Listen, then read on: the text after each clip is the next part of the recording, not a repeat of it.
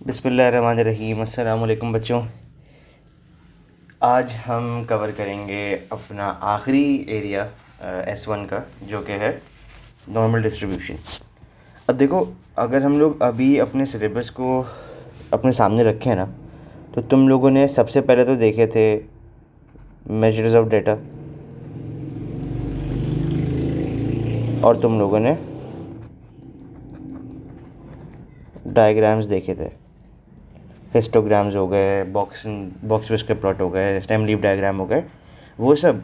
और फिर डाटा को मेजर करने का, उससे इंफॉर्मेशन एक्सट्रैक्ट करने का तरीका देखा था, जिसमें हम लोगों ने मीन, मीडियन, मोड, वेरिएंस और स्टैंडर्ड डिविएशन वगैरह देखे थे, है ना। उसके बाद हम लोग आए थे अपने प्रोबेबिलिटी के सेक्शन में।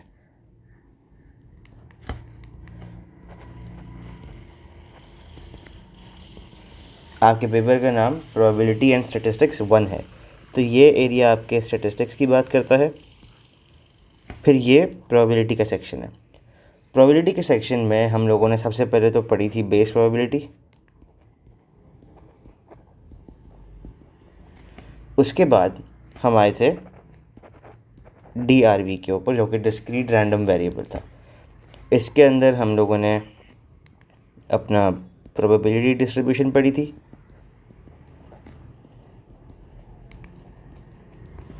हम लोगों ने इसमें बाइनोमियल डिस्ट्रीब्यूशन पढ़ी, और हमने इसके अंदर जियोमेट्रिक डिस्ट्रीब्यूशन पढ़ी। इस पूरे एरिया में सबसे बड़ा मसला क्या था, तुम लोगों को पता है? बताया है मैंने तुम लोगों को। वो ये था कि इसमें तुम्हें वो क्वेश्चन में बताएगा नहीं भाई कि सवाल किस वाले का है। वो तुम लोगों को सवाल के सिनेरियो को जज करके ख़ुद आइडेंटिफाई करना होता है कि तुम्हें कौन सा वाला अप्लाई करना पड़ेगा आंसर करने के लिए। खैर, अब हमारा जो आखिरी एरिया रह गया ना, वो है कंटिन्यूस रैंडम वेरिएबल्स। अब इनमें मेजॉरिटी तुम जो बातें पढ़ोगे ना CRV की, वो तुम पढ़ोगे S2 में। लेकिन यहाँ पे सिर्फ और सिर्फ एक डिस्ट्रीब्यूशन उन्होंने डिस्कस की हुई है, जो कि है हमारी नॉर्मल डिस्ट्रीब्यूशन। अच्छा, पेपर में ये काफ़ी अहम भी है, क्योंकि तुमको ये मिलेगा कुछ अराउंड 15 से 18 मार्क्स तक का। 20 तक भी जा सकता है, लेकिन यूजुअली 15 to 18 के बीच में होता है। और यूजुअली तुम्हें इसके एक क्वेश्चन तो लाजमी होता ही होता है, लेकिन 2 क्वेश्चन भी मिल सकते हैं। अब इसकी कहानी क्या है, ज़रा पहले उस पर बात करते हैं। देखो, हम लोगों ने अभी तक जितने एग्जांपल्स देखे थे बायनोमियल डिस्ट्रीब्यूशन के अंदर, ज्योमेट्रिक डिस्ट्रीब्यूशन के अंदर और प्रोबेबिलिटी डिस्ट्रीब्यूशन के अंदर भी, हम उसमें कह रहे थे कि उसके आउटकम्स डिस्क्रीट हैं। डिस्क्रीट का मतलब क्या था? वहाँ हमने बात की थी ना कि अगर तो फॉर एग्ज़ाम्पल हमारे पास एक डाइस है, ये तुम्हें ये डाइस फेंकनी है, तुम डाइस रोल करोगे, क्या क्या पॉसिबिलिटीज़ हैं, क्या क्या आउटकम हो सकते हैं। तुम्हें पता है कि यार 1 आ सकता है, 2 आ सकता है, 3, 4, 5 या 6, ये सब पॉसिबल है। ऐसा नहीं था कि तुम डाइस फेंको तुम्हारे पास 1.5 आ जाए। याद है हमने बचपन में बात पढ़ी थी यहाँ पे कि डाटा डिस्क्रीट होती है और डाटा हमारे पास कंटिन्यूस भी होती है। डिस्क्रीट में हमने कहा था कि होल नंबर्स होने चाहिए, तो उसी बात को लेके चलो आगे। तो यहाँ पे डाटा डिस्क्रीट थी। अब अगर हम एक एग्ज़ाम्पल रखें कि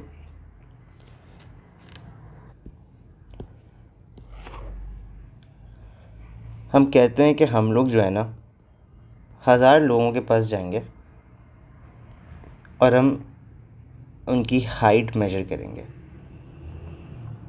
ठीक है। अब तुम खुद सोचो, तुम 1000 लोगों की हाइट मेजर कर रहे हो, उसमें से कुछ तुम्हारे पास ऐसे लोग होंगे जिनकी हाइट जो है ना काफ़ी एवरेज होगी, कुछ की अबव एवरेज है, कुछ की बिलो एवरेज भी होगी।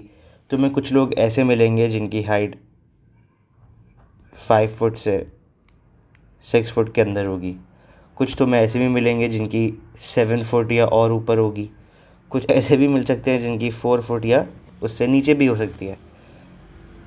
पॉसिबिलिटी है ना। लेकिन अब अगर मैं तुमसे ये पूछूं कि सोच के बताओ, अगर तुम अभी बाहर निकलते हो कराची में, लोगों से हाइट पूछते हो, उनकी हाइट मेजर करते हो, जितने लोग तुम्हें यहाँ मिलेंगे 5 से 6 के बीच में, और जितने लोग तुम्हें यहाँ मिलेंगे 7 और 7 से आगे, क्या लगता है कौन सा वाला ज़्यादा होगा?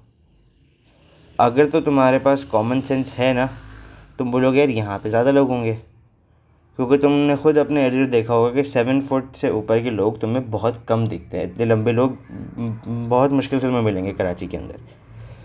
तो यही चीज़ जो है ना, हम लोग इसको शो कर सकते हैं as a graph, as a distribution as well. अच्छा, एक और चीज़ अगर देखो तो 5 से 6 फुट के बीच में ना तुम लोगों को कुछ लोग ऐसे मिलेंगे जिनकी हाइट 5 फुट 1 इंच होगी, कुछ की 5'2" होगी, कुछ की शायद 5'6.5" हो जाए। ठीक है, मतलब बहुत एक लंबी रेंज पॉसिबल है, होल नंबर्स पे बात नहीं हो रही है। कुछ बोलेंगे भाई कि मैं 5'11.5" हूँ, या 5'10.75" के, वो बोलेगा भाई कि मैं 5 फुट और 3/4 इंच हूँ। ठीक है, पॉसिबिलिटीज़ बहुत सारी हैं कि 5'10.75" अब ये सारी पॉसिबिलिटीज़ का मतलब है कि जो डाटा है ना हमारी, वो कंटिन्यूस हो गई है ना। रुको, इसको यहाँ लिख भी लेते हैं कि क्योंकि पॉसिबिलिटीज़ है कि हम लोगों को 5'10.75" भी मिल सकता है, हम लोगों को 6'3.125" भी मिल सकता है। तो डाटा हमारी कंटिन्यूस है। यहाँ तक कोई इशू तुम लोगों को? मुझे ये बताओ। अब तुम फ़र्ज़ करो कि तुमने से सबकी हाइट ले ली है, हर चीज़ तुमने मेजर कर ली है। अब अगर हम इसको एक ग्राफ पे शो करें, मैं बोलूँगा यार यहाँ पे मैं रखता हूँ अपनी हाइट, और यहाँ पे हम रख लेते हैं अपनी फ्रीक्वेंसी। अब होगा क्या कि तुम्हें एक वैल्यू मिलेगी जो कि सबसे ज़्यादा होगी, जिसको हम मोड कहेंगे। और ऐसे केसेस में ना ज़्यादा पॉसिबिलिटी ये बन जाती है कि जो तुम्हारा मोड है ना, वही तुम्हारा मीन है। मतलब क्या इस बात का कि एवरेज हाइट जो निकलेगी ना तुम्हारे पास, फ़र्ज़ करो कि तुम्हारी एवरेज हाइट निकलती है 5'7" या 5'5" कह लो, तो उस हाइट के लोग तुम्हें सबसे ज़्यादा मिलेंगे। तो होगा क्या कि जब तुम फ्रीक्वेंसी रखोगे और तुम कह लो कि हम यहाँ पे कह लेते हैं कि ये 5'6" रख रहे हैं हम यहाँ पे, तो यहाँ पे मुझे हाईएस्ट मिलेगा। और जितना मैं आगे आता रहूँगा कि 7 फुट तक पहुँचूँगा, तो उसमें मुझे लोग कम मिल रहे होंगे, कम फ्रीक्वेंसी होगी उसकी। और जितना मैं उसके पीछे जाऊँगा, कह लो कि 4 फुट तक भी, तो मुझे लोग कम मिल रहे होंगे। असल में जब तुम सारी वैल्यूज़ अपनी प्लॉट करोगे ना, कि तुम हर एक एक हाइट को मेजर करोगे, उसको मार्क करोगे ना, तो तुम्हें कुछ ये दिखेगा कि तुम्हारे पास जो है ना कर्व कुछ ऐसा बनता आ रहा है,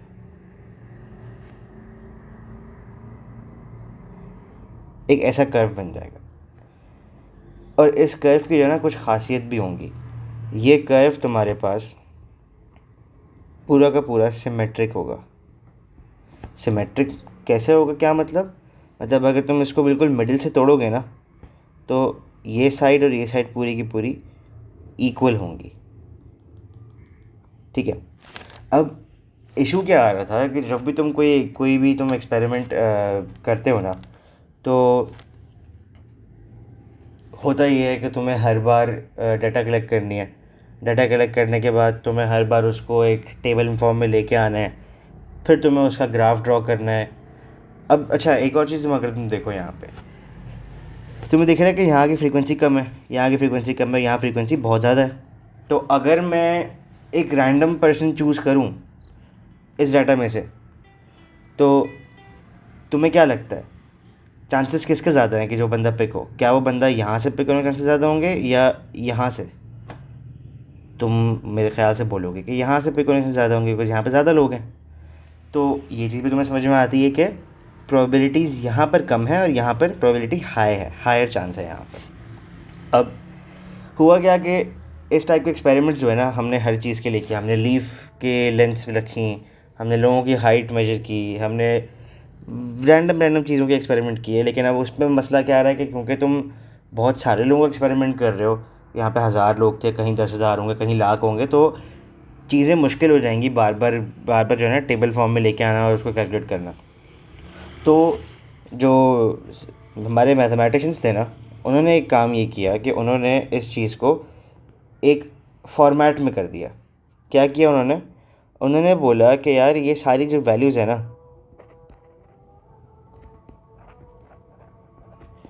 इसको हम कर लेते हैं स्टैंडर्डाइज।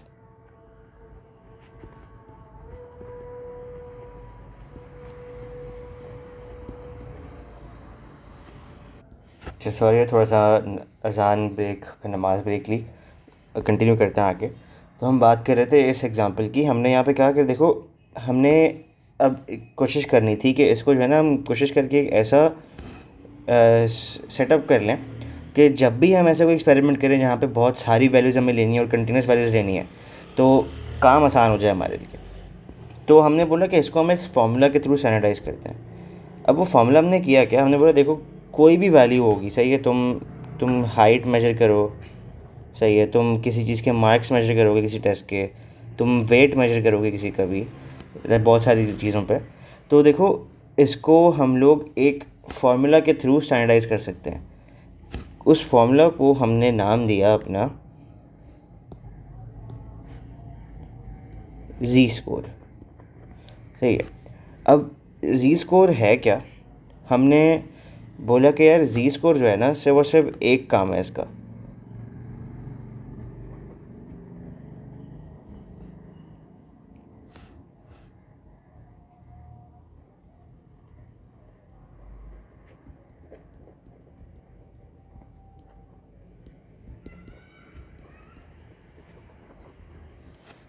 क्या काम है जी स्कोर का? उसका सिर्फ ये काम है कि उसने सिर्फ हमें बताना है कि वो कितना दूर है एवरेज से। अब होगा क्या कि जी की वैल्यू अगर तो ज़ीरो आती है तो इसका मतलब तो हो गया कि यार ये वैल्यू तुम एवरेज पे ही खड़े हो, सही है। उसके बाद कह लो कि अगर जी की वैल्यू 1.5 आती है तो वो कह रहा है तुम 1.5 अबव एवरेज हो। अगर तो जी की वैल्यू आती है -2 तो तुम 2 बिलो एवरेज हो, ठीक है। ये सिर्फ वैल्यूज़ असाइन कर दी हमने। अब ये वैल्यूज़ हमने बनाई कैसे, कोई ना कोई इसके पीछे फार्मूला तो होगा ना। तो वो फार्मूला जो हमने बनाया ना, वो कुछ ऐसा बनाया कि जो भी तुम्हें जी की वैल्यू चाहिए वो तुम ऐसे निकालोगे कि तुम्हारे पास वैल्यू आएगी, उस वैल्यू में से तुम माइनस करोगे एक और वैल्यू, और उस पर तुम डिवाइड कर दोगे एक और वैल्यू। अब तुम्हें इन सिंबल्स के नाम तो पता है, तो हम ज़रा उनको डिसाइड करते हैं कि ये नाम क्या थी, क्या क्या क्या चीज़ें थी ये। तो यार ये जो पहला सिंबल है ना, ये तुम्हारी कोई भी वो रैंडम वैल्यू होगी जो तुमने ली होगी। ये सिंबल आपका जो म्यू था, ये आपका मीन होता है अगर आप याद करें। और ये वाला सिंबल जो है ये आपका स्टैंडर्ड डीविएशन है। तो इन वैल्यूज़ को जब हमने ऐसे प्लॉट किया ना कि जब भी तुमने अपना पूरा एक डाटा सेट बना लिया, 1000-20,000 लोगों से तुमने डाटा लिया और तुमने उस डाटा में से एक मीन निकाल लिया और एक डिविएशन निकाल ली, तो तुम उस डाटा तुम इन दो चीज़ों को यूज़ करके कोई भी वैल्यू लगा के तुम उस पर एक जी वैल्यू निकाल सकते हो, और उस जी वैल्यू से तुम अपना टेबल बना सकते हो। अब ये टेबल अब जो बनेगा वो कैसा बनेगा, क्योंकि अब तुम एक स्टैंडर्ड टेबल बना रहे हो, तो अब वो दिखने में कुछ ऐसा होगा कि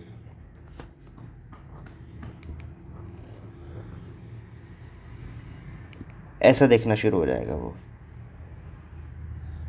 इसको हम कहेंगे क्या, ये है हमारा एक बेल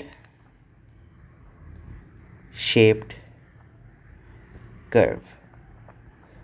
तो कर्व तुम्हारा वही बनेगा, लेकिन जहाँ पर तुमने यहाँ पे हाइट रखी हुई थी ना पहले, अब तुम यहाँ पे जी वैल्यूज़ रखोगे, और जो ये हाईएस्ट वैल्यू जो तुम्हारी जो ये सबसे बड़ी वैल्यू होगी वहाँ वो ज़ीरो पे आ रही होगी, और उसके आगे कोई भी वैल्यू, जैसे ये 1 पे हो सकता है, ये 2 पे हो सकता है, ये -1 पे, ये -2 पे, ऐसे वैल्यू सारे लगा रहे होंगे, ठीक है। और बात वही है कि तुम्हारे पास ये पूरा जो चल रहा होगा वाई एक्सिस पे वो फ्रीक्वेंसी ही होगी। तो ऐसे हमने इसका एक ये टेबल बना लिया। अब इस टेबल को यूज़ करके हम लोग अपनी प्रोबेबिलिटीज़ निकालते हैं। वो प्रोबेबिलिटीज़ कैसे निकलती हैं? वो ऐसे निकलेंगी कि तुम जब भी कोई टेबल बनाओगे तो कह लो चलो कि वो तुम ऐड अप कर रहे हो यहाँ तक,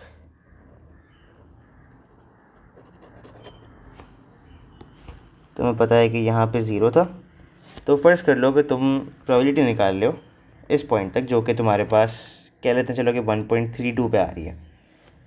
तो ये जो पूरा एरिया बना हुआ है ना आपके पास, ये प्रोबेबिलिटी होगी।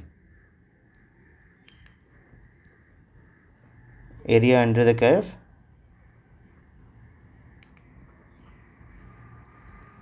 Is probability. ठीक है, अभी हमने सिर्फ इसको एक बेसिक रन डाउन दिया है कि हमने बड़ी बड़ी वैल्यूज़ पे, कंटिन्यूस वैल्यूज़ को यूज़ करके हमने एक डिस्ट्रीब्यूशन कैसे बनाई है। अभी हमने कुछ पढ़ाई की बात नहीं की है, सारे सिर्फ पीछे की बातें करवा रहा था। अब ज़रा देखते हैं कि असल कहानी है क्या। तो यार नॉर्मल डिस्ट्रीब्यूशन जो है ना, जैसे तुमने देखा था बाइनॉमियल और ज्योमेट्री को भी लिखने का, डिनोट करने का एक तरीका होता है, वैसे भी हमने नॉर्मल डिस्ट्रीब्यूशन को डिनोट करने का ही तरीका बनाया हुआ है कि ये जो अब तुम यहाँ जो x लिख रहे हो वो बता रहे हैं कि कंटिन्यूस रैंडम वेरिएबल x जो है वो बिलोंग करता है, बिलोंग्स टू तुम्हारा टेक्निकली ये वाला सिंबल है। n यहाँ पे डिफ़ाइन कर रहा है नॉर्मल डिस्ट्रीब्यूशन को, और जो ब्रैकेट में तुम प्रॉपर्टीज़ लिखोगे इसकी, वो तुम लिखोगे उसका मीन और उसका वेरिएंस। अब तुम्हें भी पता है कि किसी भी चीज़ को तुम डिस्ट्रीब्यूशन पे नहीं बना सकते, उसके लिए कंडीशंस मीट होना लाजमी है। तो नॉर्मल डिस्ट्रीब्यूशन की कंडीशंस क्या क्या हैं? तो यार इसकी पहली कंडीशन है कि डाटा का कंटिन्यूस होना लाजमी है। कंटिन्यूस आपको पता है कि उसमें होल नंबर वैल्यूज़ भी होंगी, डेसिमल वैल्यूज़ भी होंगी, उसमें फ्रैक्शंस भी होंगे। वो होल सेट वैल्यूज़ पे नहीं चलेगा, उसमें हर वैल्यू आ सकती है। उसके अलावा क्या बात है कि डाटा सिमेट्रिक होना लाजमी है। सिमेट्रिक का मतलब क्या होगा यार? जैसे तुम अगर यहाँ पे देखो ना, हमने जो ये हाइट वाली एग्जांपल रखी थी, अगर मेरे पास 5.6 पे मीन आ रहा है, जो हाईएस्ट वैल्यू जो मोड आ रहा है, तो देखना तो उस पोजीशन से पीछे और उस पोजीशन के आगे दोनों जगह पे इक्वल लोग होंगे।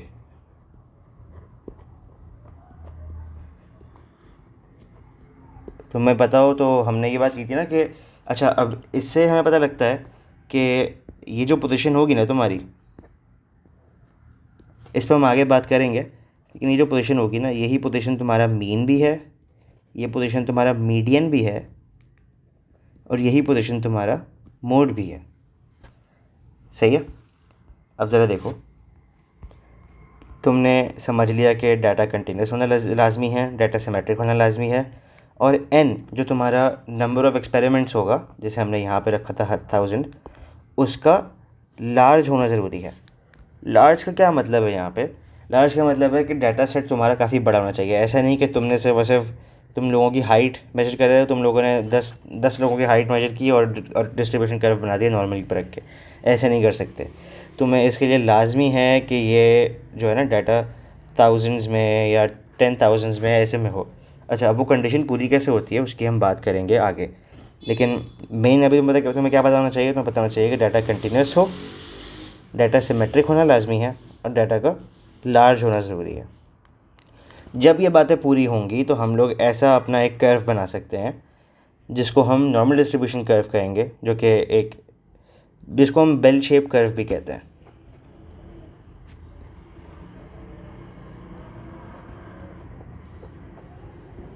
ठीक है, अब ये कर्व की तुम्हें वैल्यूज़ जो है ना उसने यहाँ पे दी हुई होंगी। अब देखो, ये देख के डर लग रहा होगा ये सब क्या अचानक से आ गया, लेकिन ज़्यादा कोई घबराने वाली बात नहीं है, बड़ा आसान सीन है।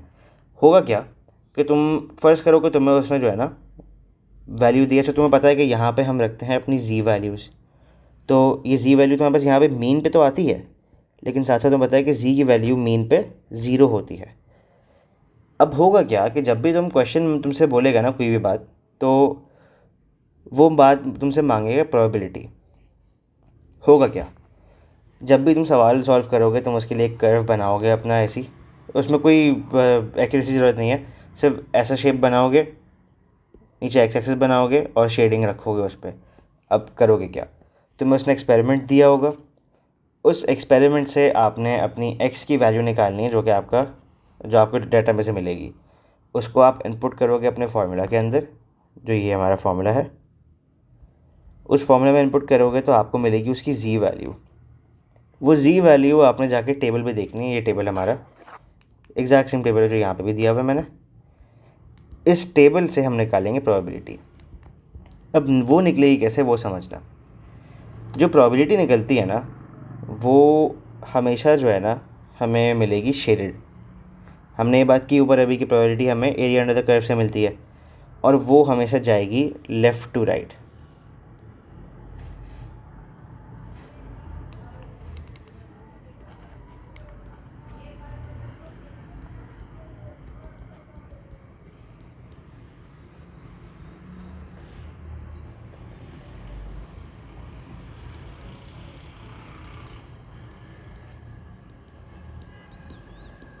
मतलब जब भी तुम शेडिंग करोगे तुम यहाँ से स्टार्ट करोगे, आगे जाओगे। ऐसा नहीं कर सकते कि तुम उल्टा आ रहे हो, वो गलत हो जाएगा। ठीक है। अब होगा क्या कि फॉर एग्ज़ाम्पल कह लो कि तुमसे उसने वैल्यू मांगी है, तुम्हारे पास जी की वैल्यू आई है, फॉर एग्ज़ाम्पल कह लेते हैं कि 1.5, और तुम्हें इसकी प्रोबेबिलिटी फाइंड करनी है। तो प्रोबेबिलिटी जो आपके पास आएगी ना, वो ये पूरी प्रोबेबिलिटी बनेगी 1.5 तक की। जब तुम इसको कैलकुलेट करने जाओगे टेबल से, वो तुम ऐसे निकालोगे। देखना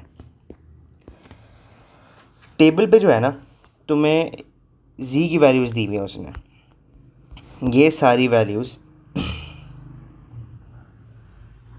जी वैल्यूज़ हैं, ये वैल्यूज़ भी जी वैल्यूज़ हैं।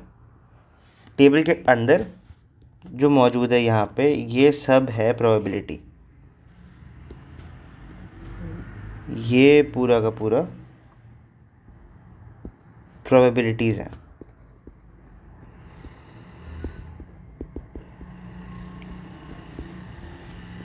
अब होगा ये कि जैसे तुम देखो अभी हमारे पास 1.5 पे निकालना है ना, तो हम जी की वैल्यूज़ को डिफ़ाइन करेंगे। ये हमारे पास जो ये वाला पूरा कॉलम होगा, ये हमारा फर्स्ट डेसिमल प्लेस तक की वैल्यूज़ हैं। फिर ये वाला कॉलम पूरा हमारी सेकंड डेसिमल प्लेस वैल्यूज़ हैं, और ये कॉलम हमारा थर्ड डेसिमल प्लेस की वैल्यूज़ हैं।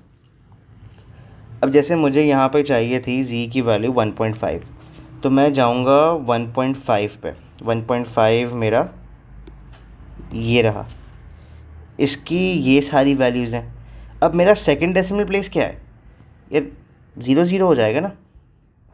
तो 0 पे मेरे पास जो वैल्यू पड़ती है वो ये वाली आ जाएगी, 0.9332। तो मेरी प्रोबेबिलिटी निकल आएगी 0.9332। ऐसे प्रोबेबिलिटी निकलती है। अभी हमने, यकीन करो, कुछ नहीं पढ़ा है, सिर्फ तुम लोगों को एक बेसिक आइडिया दिया है कि हम क्या पढ़ने जा रहे हैं। अभी हम लोग इसकी कुछ एग्जांपल्स देखेंगे, एग्जांपल सॉल्व करेंगे, तो तुम लोगों को प्रोबेबिलिटीज़ निकालना भी आ जाएंगी। लेकिन ये सिर्फ एक बेसिक बात थी जो करना ज़रूरी थी, ताकि तुम लोगों को पता हो कि तुम लोग क्या करने जा रहे हो। अच्छा, एक और बात मैं बताना चलूँ, ये chapter one of the easiest chapters है। मतलब तुम्हें अगर कुछ भी ना आता हो ना, तो तुम यहाँ से 15 मार्क अपने पक्के कर सकते हो, क्योंकि इसमें तुम्हें सिर्फ स्टेप्स फॉलो करने हैं और कुछ नहीं करना। तो इसको हम आगे कंटिन्यू करते हैं अगली वीडियो से।